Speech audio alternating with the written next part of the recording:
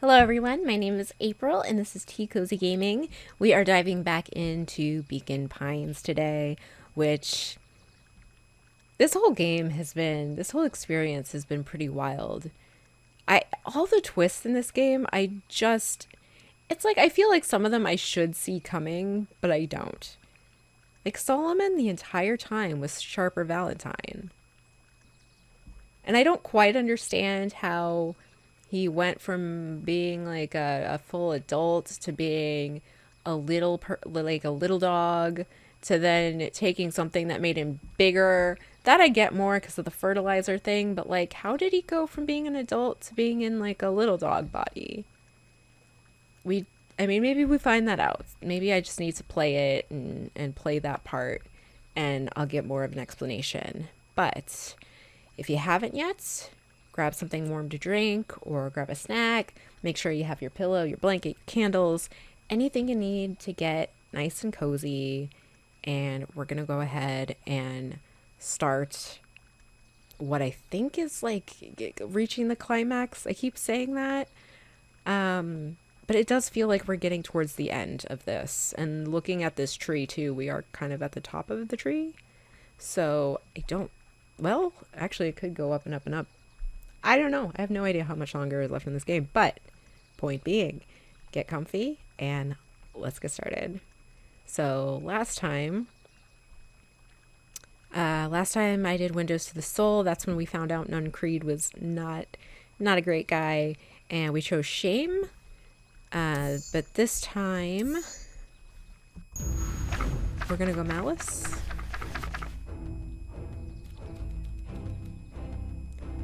Okay, so there was and we're gonna go with Malice this time, because that was the last charm we got. There was a malice lurking behind those eyes. But you know this isn't gonna go much better than Shame like a trap did. ready to spring. Oy. Malice. Luca felt the weight of Nuncreed's hand on his shoulder. Something wasn't right. He didn't know why, but something was telling Luca to get out of there. I just want this to all be over. Of course. I'm sure it will all work out soon enough. I should get going. I told Roxy I'd check for Rolo at the treehouse. Luca twisted free of Nuncreed's grasp. Of course. Luca? You know your dad and I were good friends back in the day. You can come to me with anything. Anything at all. No thanks. I will take your licorice though. Okay, so this is when Roxy told us to go to the treehouse. It's like weird being in different timelines and yet knowing these things about the other characters. Because Luca doesn't know them yet, but we do. These festival decorations are a bit humdrum. Now, if I were to throw a festival, it would be a thing to behold. I agree, this is all more than a little sad. It's worse than sad. It's boring. What if we did a little something to spice things up? Oh, I'm listening. You know that festival sign waiting to be unveiled? It would be a shame if someone... The two scurried off, eagerly formulating a plan.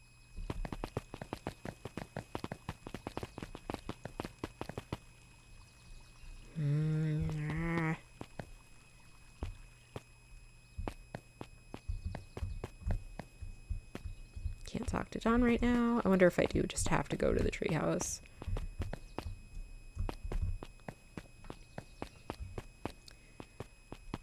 Ugh. It's weird knowing that Solomon's Valentine. And knowing what his big plans are. I know, but Luca has no idea. And he has no idea that his gran is his mother. Oh. Luca, your mom, she's okay. She's okay, and she's right there. Identify yourself, please. Nellie Moodwell. I work here now. I am unable to locate you on our staff roll. Oh, I don't officially start until tomorrow. Mr. Kerr said I could come in early tonight to get a few things done. Hold, please. Clearance authorized. Thank you. Our harvest awaits. Hello, clipboard. Hi, Jeff. Jeff's the only one adult I trust. Whoa. You could get a wrench up to the noggin sneaking up on a guy like that. Don't scare a man while he's junkin', sonny. Evening, Jeff. Isn't it kind of late to be junkin'? I might as well ask the same thing of you. Find anything good? Bah. Ever since Perennial Harvest moved in, even the junk is trash. You can learn a lot about a person by looking at what they throw away. With this bunch, it's all shredded paper and coffee cups. Well, I'd better get going. I didn't see nothing if you didn't see nothing. See what? Exactly. Okay, Jeff. Hello, Mr. I can't remember your name. Hello, Mr. Guy, whose name I can't remember because I can't remember names. Alright. Old Pickler's Pond. Do we have any fish? Any more beach? Hey, Judson. Have you seen Rolo come this way by any chance? Afraid not. As elusive as the fish in this here pond.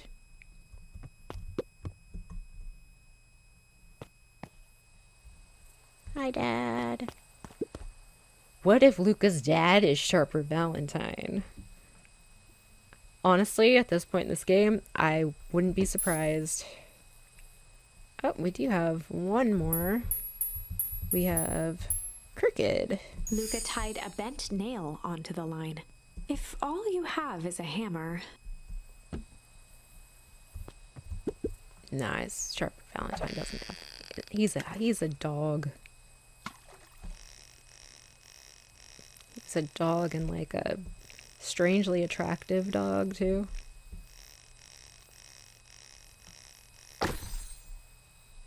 What's that? It's a photo of you and Uncle Joseph. Let me see that. Huh.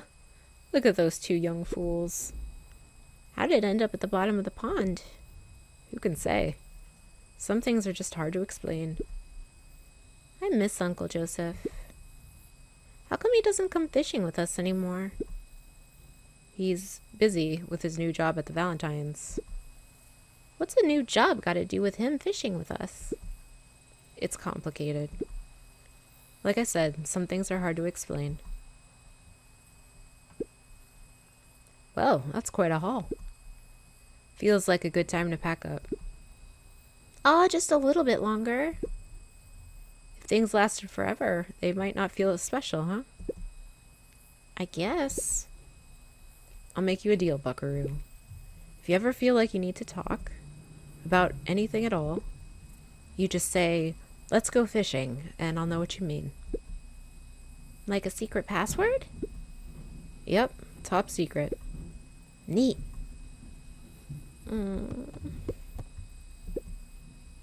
What a perfect day. Yeah. Oh, can't his dad be alive too? Love if his father was alive too. Rolo? He aired a long holler into the woods. Rolo!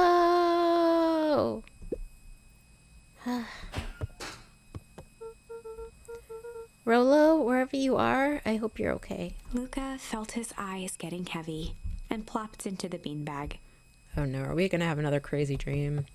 Or memory? He conceded to its lumpy embrace.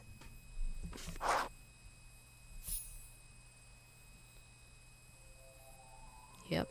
Once again, Luca found himself in a vast black expanse. This time, he knew exactly where to go. He took a single confident step forward. The world flickered and pulsed.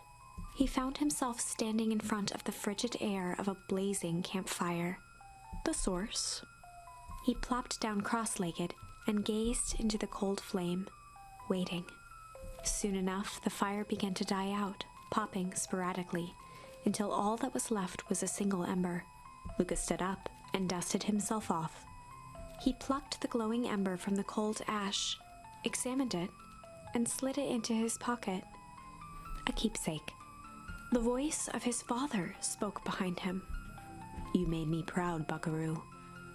Luca turned to face him. "Dad, what is this place?" A warm grin grew across his father's face. "A place where everything that has been and everything that could be all wait together." Luca found himself staring at his father's face, trying as hard as he could to memorize every single detail. Wait? For what? Another voice spoke out as Luca's doppelganger stepped forward. "That's up to you." Without knowing why, Luca began to weep. Is any of this real? Are you real?" Luca's father bent down to smudge away a tear. "Of course. I'm as real as the part of you that misses me." Luca turned to look at the older version of himself. "And you?" The doppelganger choked back tears. "I'm as real as the part of you that's angry he's gone. Does that make sense?" Through his tears, Luca laughed. "I think so." His father pulled him in for an embrace. "Time to go, Buckaroo." Luca was startled from his dream by a banging on the floor. Are you in there? A commanding voice rumbled from below. Just as Luca sprang to lock the entry hatch, the door knocked open. Chapter 5. Dangers big and small. Luca stumbled back. He heard the rope ladder creak under significant weight. None creak? Keeping his eyes fixed on the hatch, he inched backward to the balcony. As his hand grasped the door handle, Luca froze. A large figure clumsily wriggled up through the hole.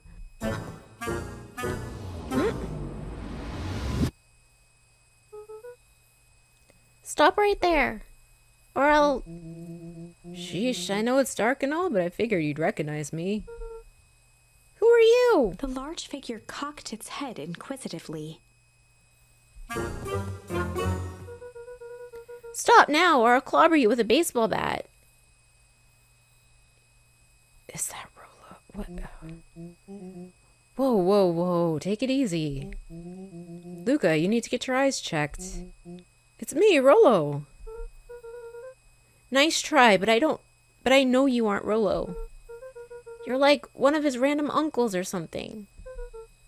Where is he? Haha, Uncle. Luca, quit messing around. It's me. If it really is you, prove it. Flamin' chicken coop, Luca. Luca's jaw dropped. He peered more closely at the man standing in front of him. Something about him was undeniably Rolo. Only bigger, older, changed. How? What happened to you? When I was running away, I ran into more people in those yellow suits. They grabbed me and dragged me away.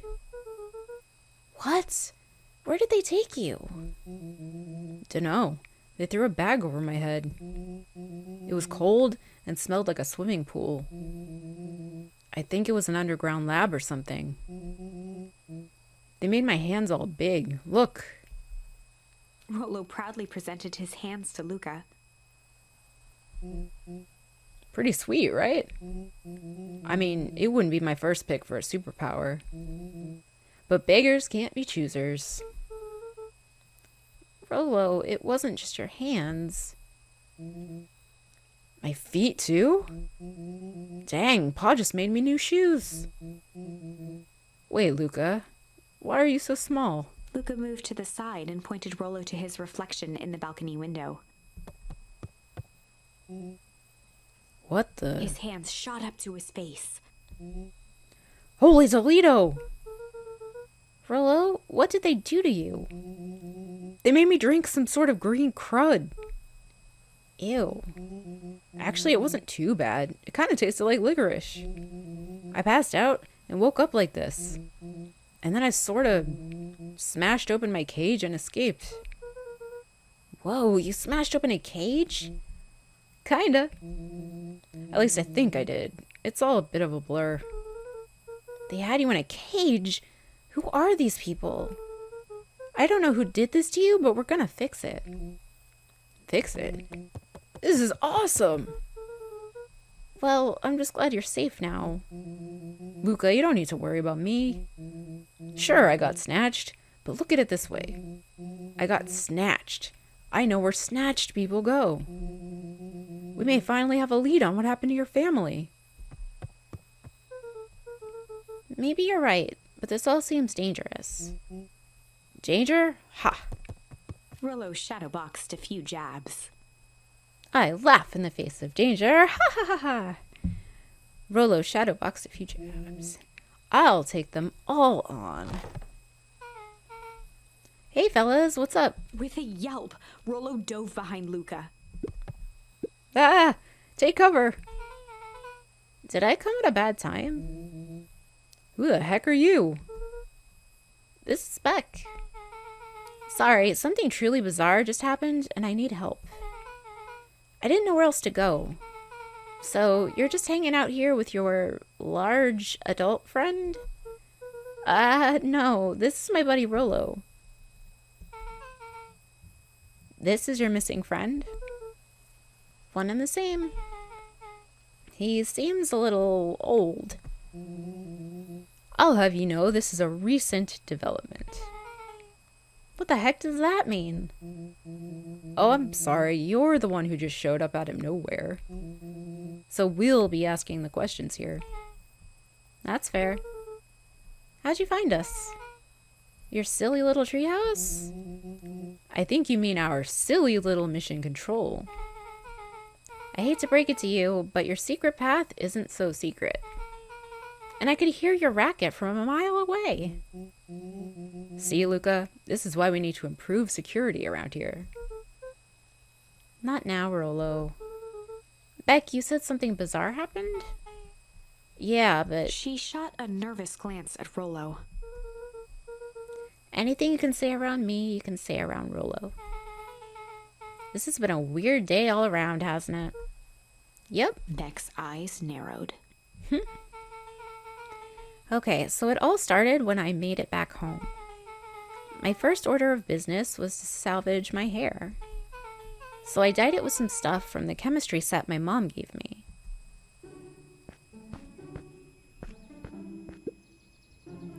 Okay, just need to play it cool and hope no one notices. Notices what? Oh, nothing. I was just... Come over here and let me have a look. No, honey, what in the world did you do to your hair? I just kind of felt like a change. This is going to take forever to grow out. You were the one who said that change was a good thing, right?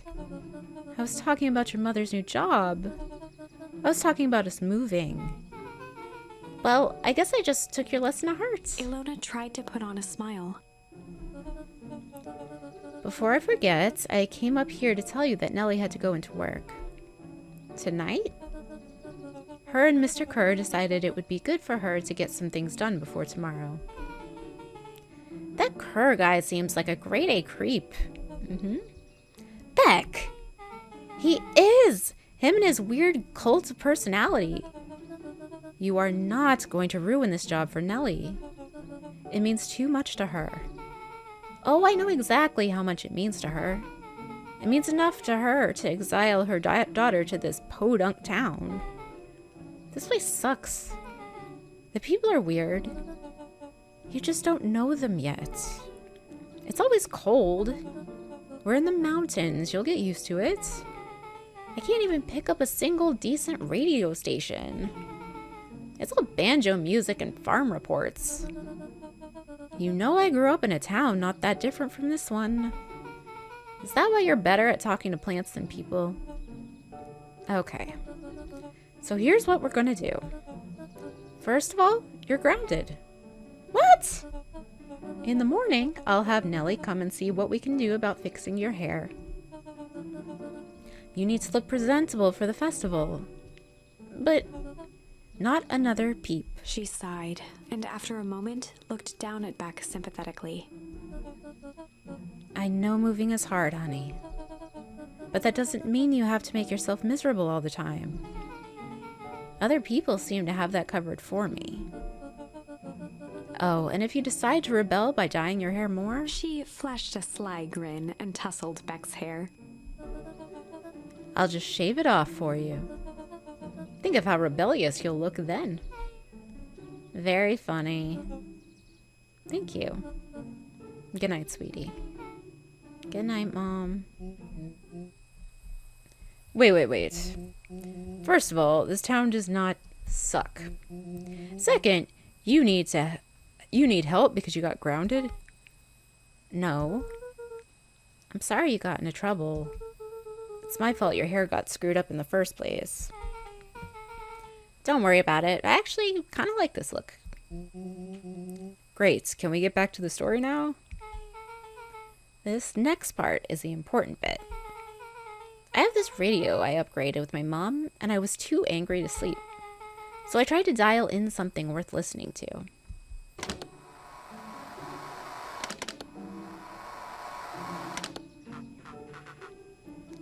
Mr. Kerr? Are you there? Mr. Kerr? Yes, I'm busy. What is it? Apologies. I have the founder on the line.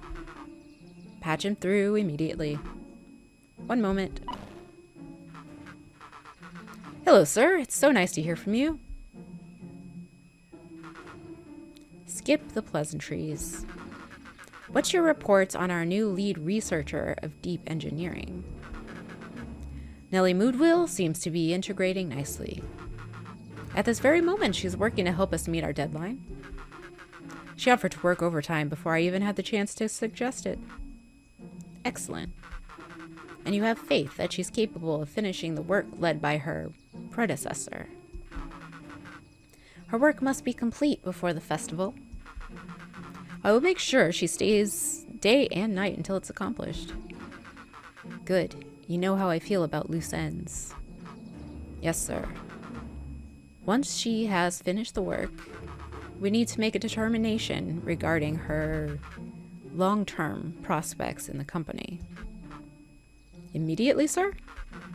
I usually have more time to fully bring people into the fold. We are in the endgame, Bill. After your failures with Dr. Prescott, I can't afford to take any risks. Of course, sir. No loose ends, sir. Once she finishes the work, she will either leave the office completely committed to perennial harvest, or she won't leave at all. Perfect. Sir, if I might suggest, maybe we should delay, just for a bit. Oh? It's just, we seem to be rushing to hit this festival deadline. And rushing into things has caused some issues in the past. I see. Please understand that I just want what's best for you. I'm eternally grateful for all that you've done for me.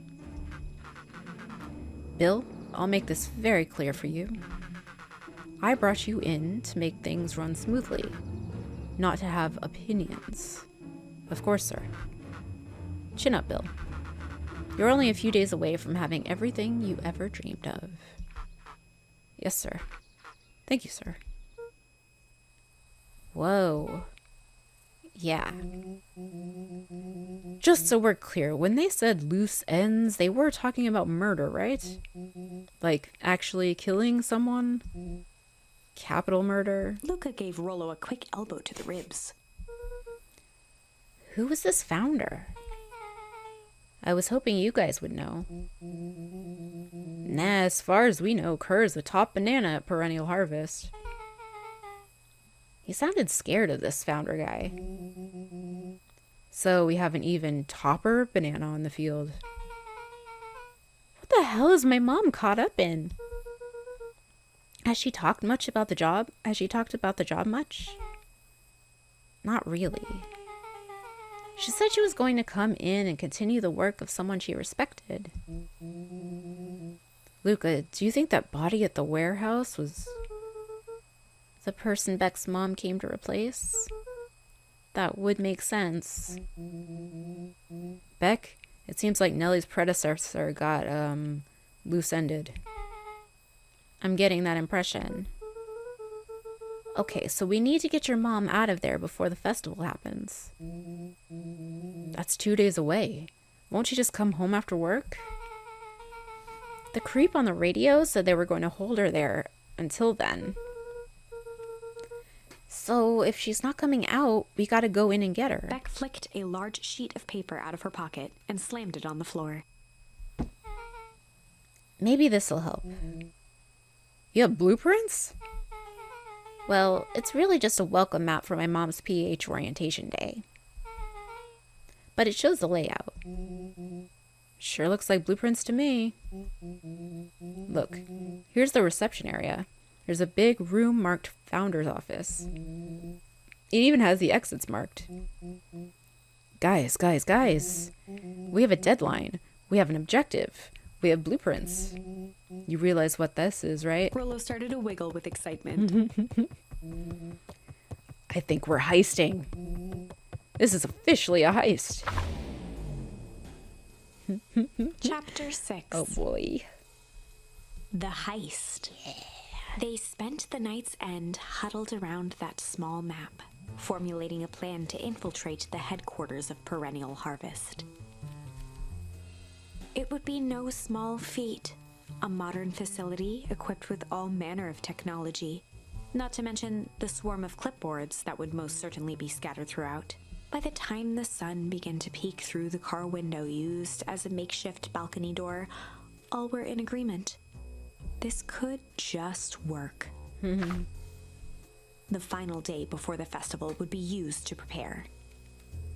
They'd need to pool every resource at their disposal, pull every favor with a thread. Even enlist some unsavory characters around town with important tasks only they were suited for. Luckily, there was enough ill will and mistrust toward Perennial Harvest that alliances could be found at a bargain. Luca, Beck, and Rollo rubbed their eyes as they exited the treehouse. They hadn't slept at all that night. There was no time. The festival was to begin in 1 day, and they each had their assignments.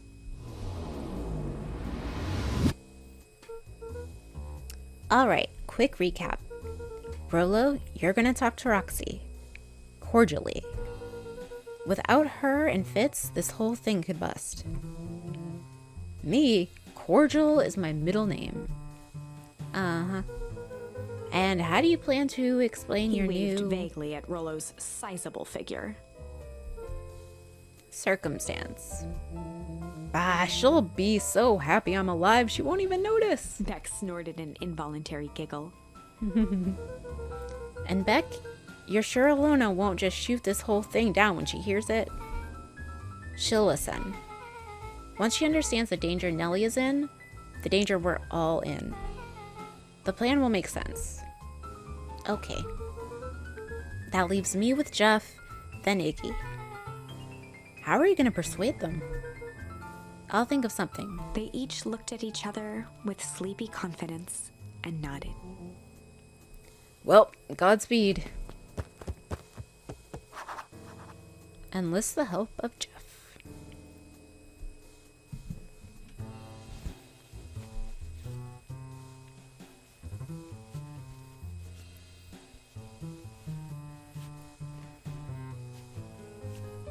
Really wish my nose wouldn't run all over the place. Enlist the help of Iggy and Dish. Yeah, we're getting Iggy. Iggy's gonna help us a bit. Because we're friends with him now. I mean, not friends, but allies anyway. There's nothing to do here right now anymore, is there? I wouldn't have gotten a charm since... No.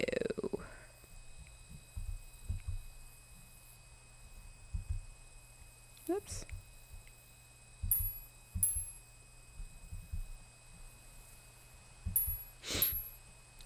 How do I exit out of the screen? I don't think I can. Okay, Luca well. gently baited. Good for skimming the. Well, we're just gonna fish again. I wonder if I fish with something that I've already used, if anything happens. Because I haven't done that, so... Will I pull out nothing or a new object? Just the same rubber duck. I'll be switched, your old rubber ducky. Yes, we've read this. What a perfect A. Alright, so nothing new here. Alright. Gotta get some allies. Bert. That's your name. Bert the bunny. Okay, come on. Like, we're getting towards the end of the game here, potentially.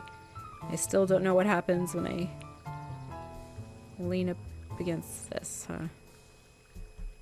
Alright, well. Do.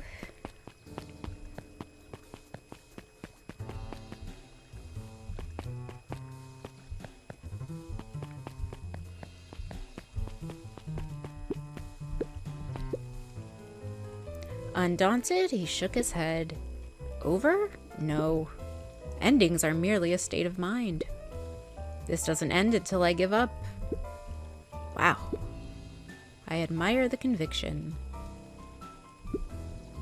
But can he really pull through?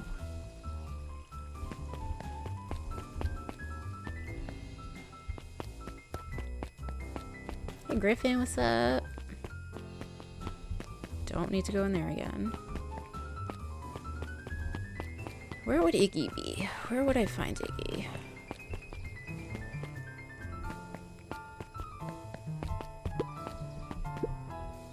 Yawn.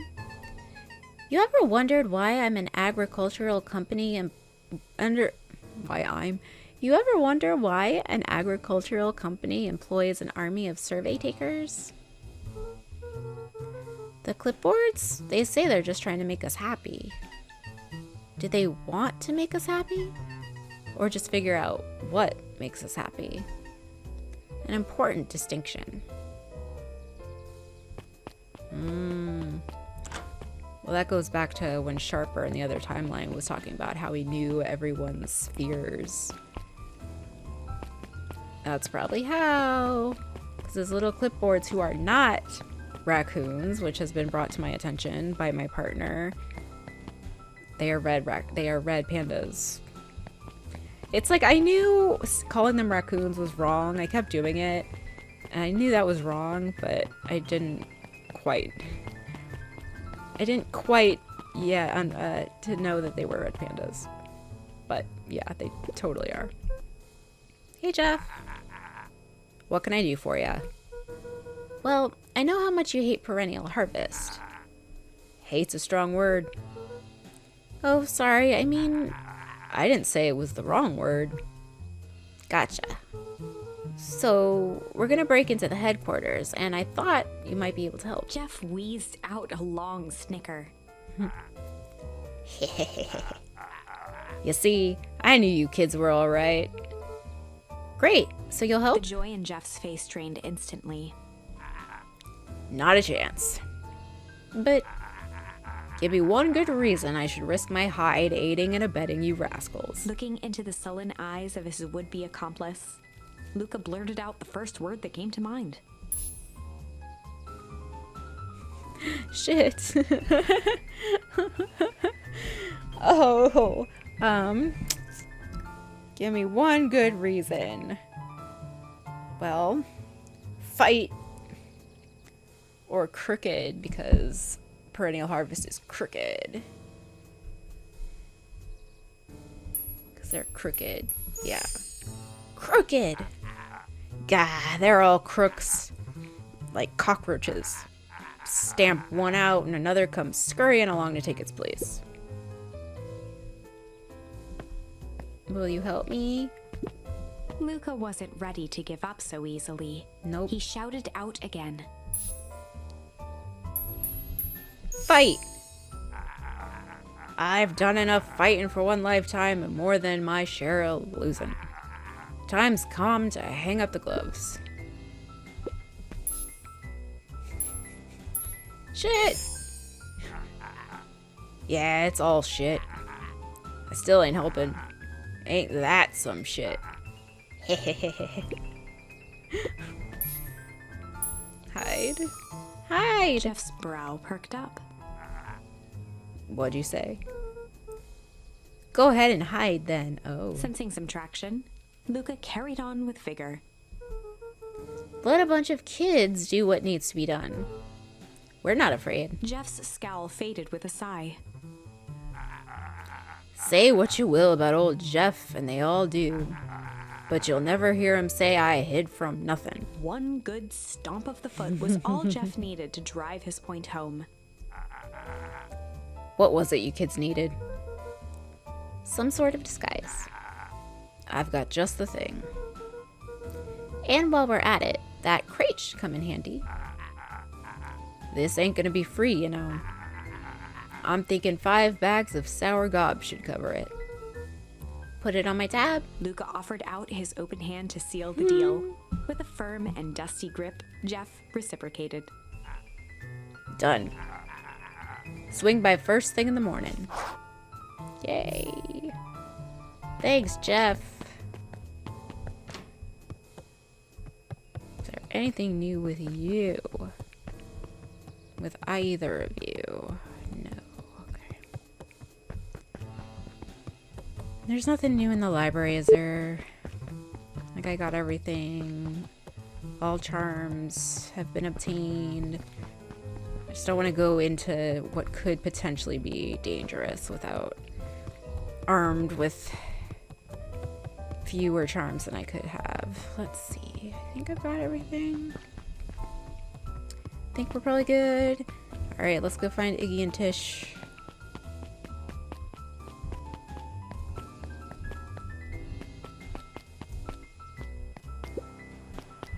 Iggy, you're alive! You're alive and we love you, Iggy! Hey Tish, look who it is! Luca, are you here to try to tickle us to death again? Look, just hear me out. Iggy raised an eyebrow suspiciously. We're listening. Iggy, I know we've both been giant bags of malice. Shit. To each other. Iggy gave a reluctant shrug. You're not wrong. But lately, life has been kinda strange, you know? Iggy considered the point. Things have been weird around here. So, I'm offering a truce and asking for your help. What do you say we break? Pull? Break. Like, break. Break our hostilities, at least for now. We do like breaking things. Even if a truce means less breaking things. What if I told you there was a way to have a truce and break stuff? Go on. I need you to cause a distraction so I can sneak into Perennial Harvest HQ. A wild-eyed grin spread across Iggy's face. My, Luca Van Horn, I'm impressed. And after this is all done, maybe you and Tish can come hang out at the treehouse sometime. Iggy glanced over to Tish, who nodded in agreement. No. Fine. But not because we want to see your crap treehouse. We just like to cause chaos. With a quick nod, Luca was off. Yay. Did you hear that, Tish? Iggy gazed up at Tish with a smile. He invited us to hang out at the A treehouse. single tear ran down Tish's cheek. I never expected this day to come. How wonderful. Oh, they wanted to be friends this whole Chapter 7. time. That's so cute. Into the hive. A good heist requires preparation. And thorough preparation takes time, something they had precious little of. So far, everything was in order. Jeff, Iggy, and Tish all agreed to do their part. Beck radioed Luca that night with a simple and covert message. "We're locked and loaded on my end." And Rollo, after a lengthy confession, managed to persuade Roxy and Fitz to help.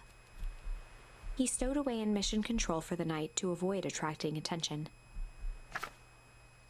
Rollo, being uniquely suited for the role, would be the first to breach perennial harvest. The outfit provided by Jeff wasn't perfect, but a convincing disguise is 10% wardrobe, 90% confidence. Rollo took a few vigorous breaths and shook out his arms. That's this guy. He's just like a maintenance guy with his wrench and his crooked mustache. Oh my goodness. Just stay calm, Rollo. You can do this. Oh my goodness. Got your delivery here. Delivery? I don't have anything in my notes about a delivery. One moment.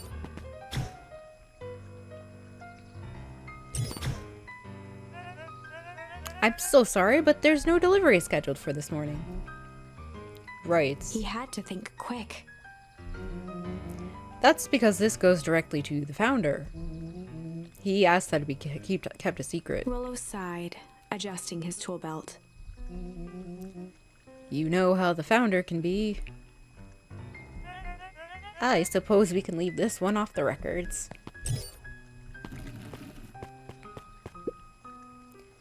Our harvest waits and such. With a stroke of his mustache, Rollo proceeded into the Perennial Harvest headquarters.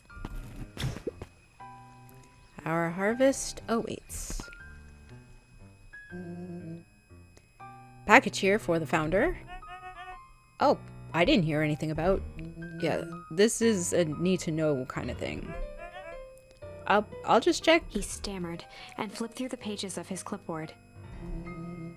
This goes directly to the founder. I don't have time to fill you in. Oh, I see. If you could just complete this form. Rollo interrupted with urgency in his voice. Every time with the forms. Look, if you want to explain to the founder why I'm late, well, it's your funeral. I'm sorry. What did you say your name was again? Rollo panicked. Our harvest awaits. Sir, that's a restricted area. Excuse me, sir. Our harvest awaits. Oh no. Ready to light the candle? Ready to light this candle, Tish? Yup. Suck on this, perennial ham fist.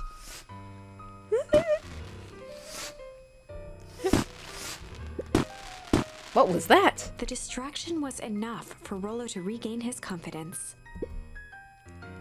Just open the damn door.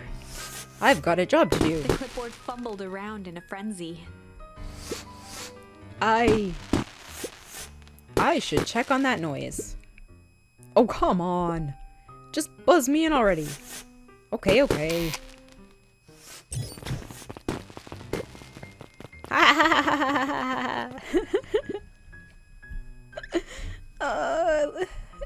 Iggy and Tish, I love them. Phew. That was close. Our harvest awaits. Hey, I figure when in doubt, stick with the classics. Well, that was a close one. But you pulled it off nice. Nice work, Rollo. All right, everyone knows what to do? Yep, deep engineering is to the north. I'll go with Beck, in case she needs some muscle. I'll head east to the founder's office. You two be safe. Oh boy. Locate the founder's office. Oh boy. Perennial harvest reception. Better not hit that way. Okay.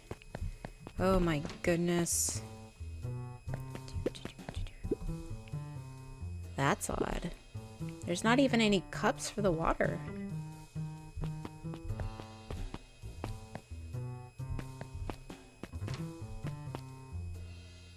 I'm gonna get so lost in here. Oh no. I'm so bad at navigating stuff like this. I hate.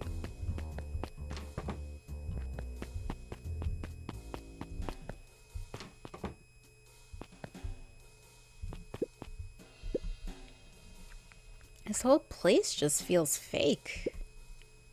But of all things, a fake plant? Actually, that's fairly normal. Am I just going in circles? Oh no.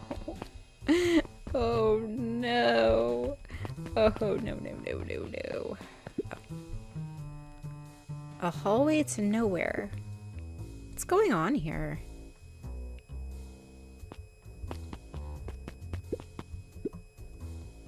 Is this some sort of mind game?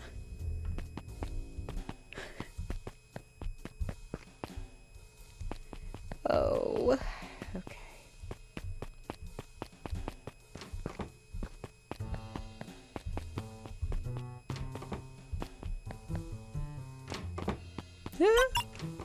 Oh, Solomon? Solomon stopped in his tracks. Oh no. Luca, what are you doing here? It's a long story.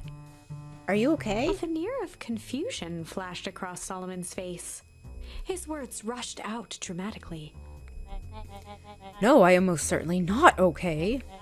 Some strange people grabbed me and... Were they in hazmat suits? Yes, how did you know? They brought me here and locked me up. And when they were distracted, I ran. Dang. Okay, you should stick with me. We've got a plan. Solomon's facade briefly faltered. We? Yeah, Rolo and Beck are headed to deep engineering. Thank heavens you found me. We've got to get out of here. We can't just leave yet. But they'll catch us again. I've got to do something first. When you were running, did you happen to see a door marked Founder? Founder? Why are you looking for him? I'm not. I just need to get into that office. Now that you mention it, I do think I saw a door that said Founder. It was just down this way. Luca happened to notice a plaque above the door. Office of the Founder. Knocking comes with consequence. Oh, here it is. So it is. It's pretty lucky I ran into you, or else I might have missed it. Truly fortunate. Luca tried the handle. Locked. Solomon leaned forward to examine the mechanism. Regrettably, it seems to be some sort of electric lock. I don't see how we could possibly defeat a lock like that. Luca smiled and looked at his watch. Let's just wait a minute.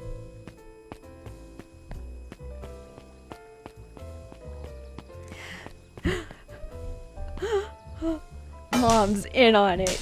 Yeah. Oh, this is so fun, just seeing them all work together. I don't know what sort of funny business you're up to, but I like it. She mimed a quick hat tip and ambled off with a whistle. Howdy. Good afternoon. The light on the keypad changed from red to green. How did you do that? It's good to have friends. Quick, let's get inside before someone spots us.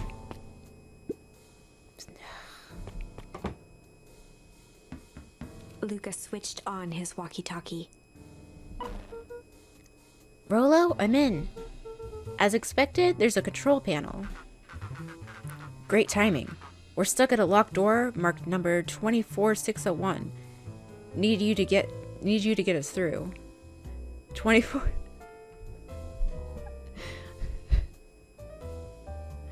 I'm ashamed. As someone that loves musical theater, I'm really ashamed that I read that 24601. That's a Les Mis reference. If you know the musical, Prisoner 24601. Yeah, that's Jean Valjean. All right, well, let's try it again. Great timing. We're stuck at we're stuck at a locked door marked 24601. Need you to get us through. What if someone catches us? We should get out of here. I'm not leaving, my friend Solomon. On the computer screen, a green cursor blinked in a password field. Surely you don't have a way to get around the password. Luca pecked out his best guess. Underground secrets. The screen blinked to life. Columns of green numbers glowed on a black background. How did you just guess that? Oh, it's this absurd password Rollo heard when he was down here before. It's funny how someone arrogant enough to call themselves the founder uses such a basic password. Or they were thinking several moves ahead, not expecting anyone to guess something so simple. These villain types always end up outsmarting themselves. Solomon's jaw clenched into a half smile. Your powers of deduction are as impressive as your luck. Luca quickly scanned the columns for number 24601. Rollo, I think this should do it. Bingo bango, doors open. Luca, you never fail to impress. What is that slippery lout even doing down here? We have a friend whose mom is in trouble. We're here to get her out. I see. Okay, Luca, I think we're close. The next door's marked 13806. Once again, Luca scrutinized the numbers on the screen. In that moment of distraction, Solomon reached forward and pressed a large red button. Maybe this one opens the lock. Crap, we've got company. Luca, must go faster.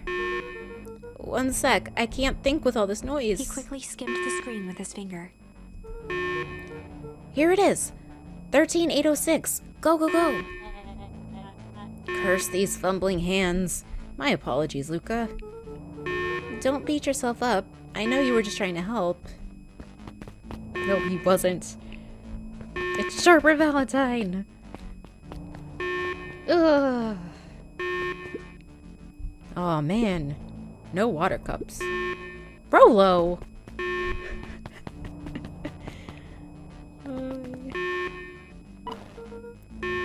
Rollo, are you okay? Rollo, come in. Mr. Kerr approached with a sneer and spoke into his walkie-talkie. You can turn off the alarms. They're trapped. With self-satisfaction, he called into the hallway. That, my dears, is a dead end. Nowhere to run. Rollo, where are you? Are you okay? Yeah, I think we lost him. Making our way back to Nellie's office. Okay, you two rabble-rousers are coming with us. Nope. Make a break for it. Did that little shit just kick me? Don't just stand there after them. Okay, I think that worked. Roxy and Fitz have them on a wild goose chase. I am having trouble following what just happened. Like I said, it's good to have friends. Rollo, how long do you think Roxy can distract them? How long can Roxy keep someone so pissed off they can't see straight? Let's just say we've got time. Entering Nellie's office now. Mom! Oh, honey, what did you do to your hair? I thought you'd be happy. I finally used the Young Chemist lab kit. You sure have a knack for making me incredibly proud in the most frustrating ways. We need to get you out of here. We? Who is your adult friend? Oh, I'm not an adult. Ever heard of a growth spurt? I had more of a growth spew. No, that's not possible. Nellie leaned over to examine his teeth. Substantial bending on the enamel of the molars, consistent with Tempest liquamine exposure. Is that what you call the gunk they forced me to drink? You drank it? Oh no. They told me it was only being tested on plants. Oh, Beck, sweetie, I promise I didn't know. Mom, what the hell is going on at this place? I was brought here to work on the discovery of a lifetime. A novel chemical compound was discovered under Beacon Pines in a wellspring they called the Source. They named it Tempest liquamine. It pulls energy from its surroundings in order to fundamentally alter matter's relationship to time. It was the secret to Valentine's fertilizer. They harvested the source, infusing small amounts of Tempest liquamine into the product. It worked wonders, drastically accelerating plant growth. Crops would be ready to harvest in a fraction of the time. But it led to complications. The foul harvest. Perennial Harvest came in to clean up the mess, to succeed where Valentine failed. But Tempest liquamine is rebellious. Rebellious? You can think of it as a manifestation of change itself. It's volatile by its very nature. So the more you try to force it to do a specific thing, the more it resists, yes. I can relate to that. My role was to finish the work of my predecessor, Dr. Prescott, harnessing Tempest liquamine to reliably manipulate an organism's age. Just imagine how many people we could feed. Mr. Kerr was very insistent that we achieve a successful result before today's festival. But you didn't, right? Nellie sighed. You know how much I love a good puzzle. I poured myself into the problem. It wasn't long until I discovered oddities in Dr. Prescott's notes. Oddities?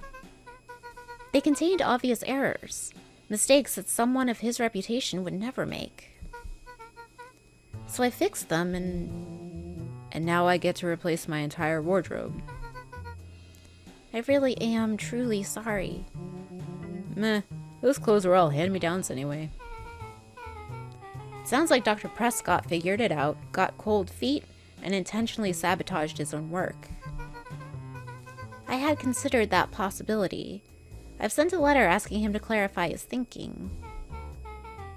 Mom, Dr. Prescott is dead. Kerr had him killed. What? I overheard them talking about it on the radio. It's why we gotta get you out of here. Like, now. Wait, the vial! I finally solved the chemical equation, allowing direct control of aging. Mr. Kerr picked it up just before you came. All the more reason we gotta hightail it. Luca, we've got Dr. Moodwell heading your way now. Roger that. Be careful. Alright, everything's on track. And what is your plan for escape? We'll go over everything when they get here. In the meantime, maybe we can dig up some more information. Oh, Luca. It's sharper. Malice 80 proof whiskey. A hard drink for a hard man. Oh my goodness. Wow, even his alcohol is arrogant. Solomon muttered inaudibly. I should just smother you right now. What's that? I said I shouldn't bother you right now. Don't be silly, you're no bother at all. Let's see what else this bad boy has on it. Security system. Time card logs. Payroll. You know, for being so evil, this guy sure is boring. Solomon once again muttered under his breath. Just you wait. Huh? Oh, nothing. Luca tugged on each of the cabinets. Dang, this must be the good stuff. They're all locked. Perhaps he's not as careless as you suspected.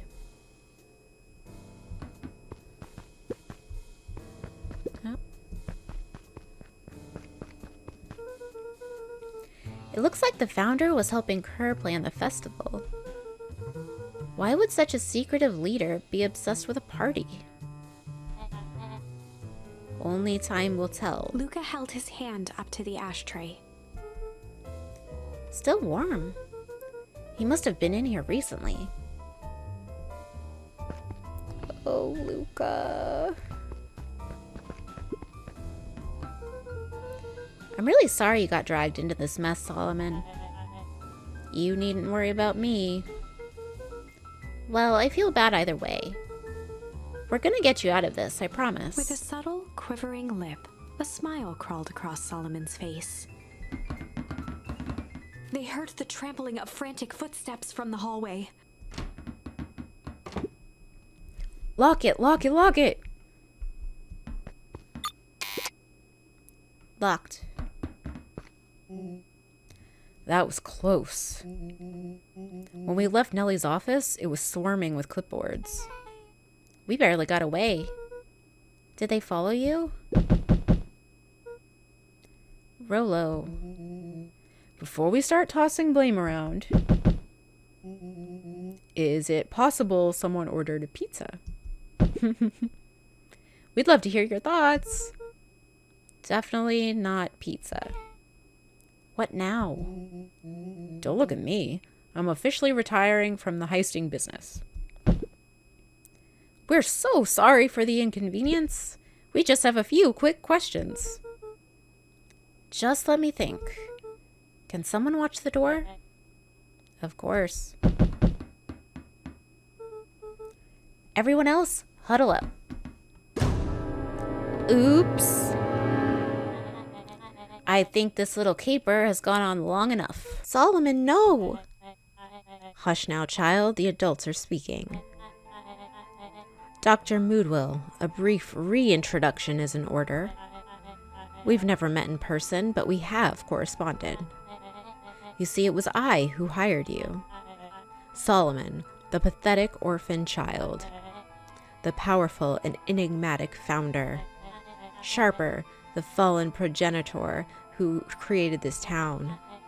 Perennial harvest, Valentine fertilizer, all connected by a single thread. Yours truly. But that's... Her eyes searched the floor in thought. Solomon watched eagerly, waiting for the flicker of epiphany. With a sickened look, she peered into his soul. Ha! Yes, now you've got it. Tempest Liquimine, you discovered how to reverse the process. Solomon clapped with genuine delight.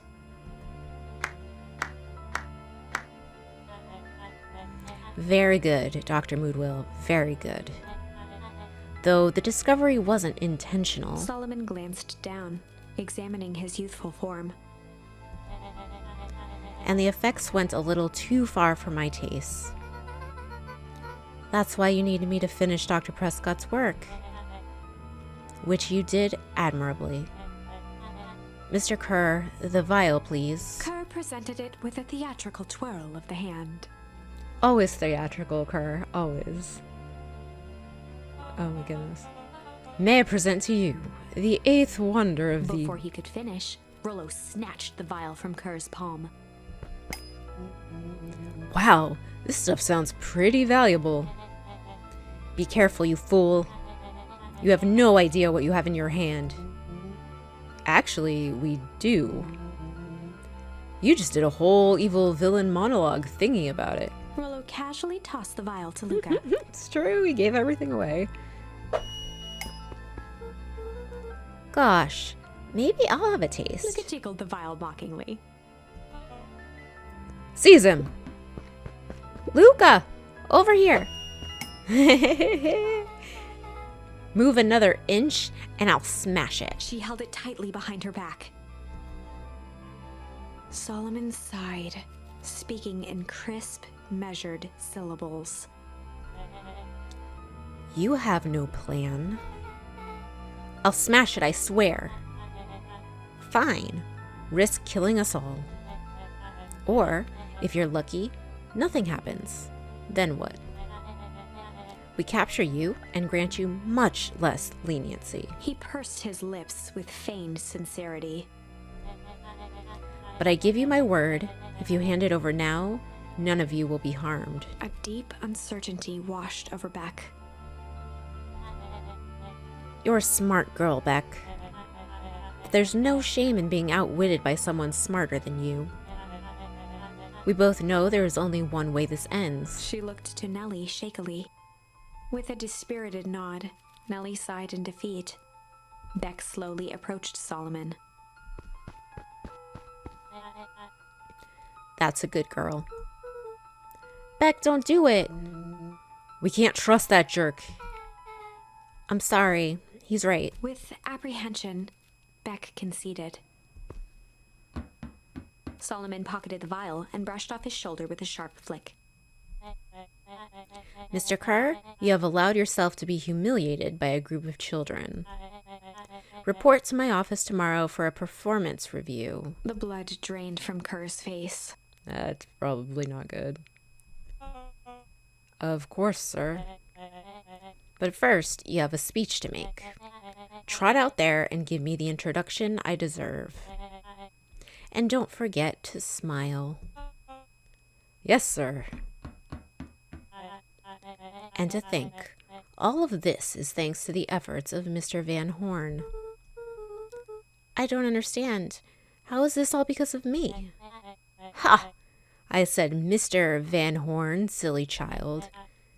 Dr. Walt Van Horn. Your father was always a thorn in my side. I offered him an opportunity to be a part of something great, but the fool was blinded by righteousness. He even broke into my laboratory in an attempt to sabotage my work. Solomon shook his head with gratification. But the universe has a funny way of correcting course. By meddling with a force he didn't understand, Walt showed me its true potential. As fate would have it, Luca, your father's dying act was to grant me eternal life. A muffled applause resonated faintly through the walls. Well, that's my cue. After the festivities and my subsequent ascension, I will return to deal with you all. Until then, I suggest you use this time to reflect on the magnitude of your failure. You three keep post outside the door.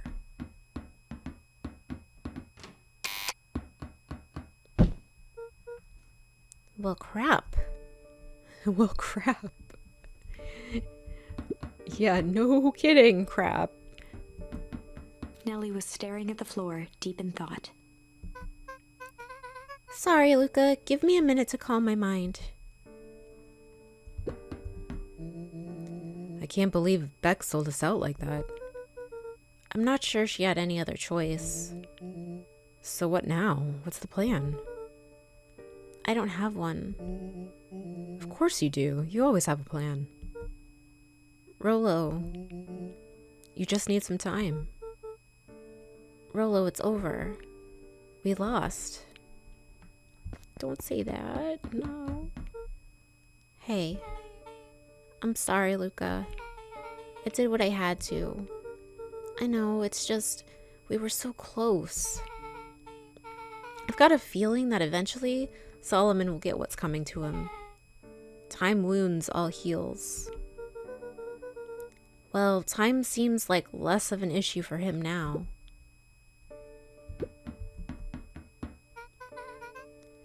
Luca, there's something you should know. After Mr. Kerr locked me in that office, I had nothing but time and curiosity. I poked around a bit, hoping to find a means of escape, but I found something else. A note, hidden in a false drawer. What sort of note? Dr. Prescott must have sensed his time at Perennial Harvest was growing short. So he left behind a letter with the hope it would be found by his successor. It was a confession of sorts. He left it for me, but its contents? Luca, I think they were meant for you. Why? What did it say? It was about an incident with your mother. Dr. Prescott found her in his lab with a stolen keycard. There was an accident. She had been exposed to extreme amounts of Tempest liquamine. The color dropped from Luca's face. She survived. Dr. Prescott decided to help her recover. He no longer trusted Perennial Harvest, so he kept her whereabouts a secret. Over time, your mother led him to reconsider the purpose of scientific discovery. Science is often at the vanguard of change, but that doesn't mean it's always right. He realized that no one should have control over something as powerful as time itself. I now believe that's why he began to intentionally sabotage his own work. And it cost him his life. That's a reasonable conclusion. Luca was overwhelmed with emotion. But if she's alive, where has she been? She's Gran. Where is she now? A sudden explosion sounded from the hull.